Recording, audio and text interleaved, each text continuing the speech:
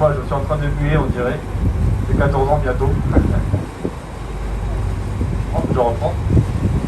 Du coup, on observe deux choses assez intéressantes. La première, à ras de l'eau, une grande porte grise. Alors, il en suffira de faire basculer cette porte à la mer. Et le bateau possède des ballasts qu'ils vont remplir d'eau afin d'alourdir le navire. Il va donc s'enfoncer dans l'eau de 2 mètres sur son arrière.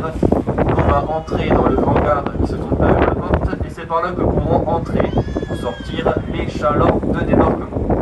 Alors une fois bien amarrés à l'intérieur, eh bien ils vont sortir, ils vont vider les ballasts, fermer la porte et ils se retrouveront donc au sec à l'intérieur. On appelle ça un radier et ça c'est pour la partie amphibie des portes hélicoptères.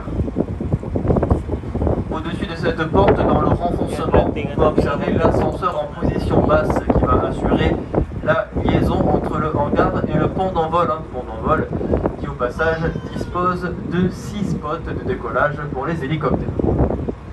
Et derrière l'ascenseur, c'est la porte du hangar dans lequel seront stockés les 16 hélicoptères de type NH-90.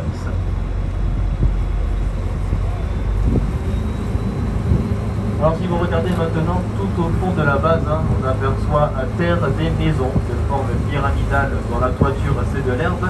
Alors ça c'est la pyrotechnie, le dépôt de munitions de la marine. Juste devant ces bâtiments, au mouillage, 3 navires, 2 anciennes frégates anti-sous-marines et une ancienne frégate anti-aérienne. Des navires qui sont désarmés dans l'attente de la vente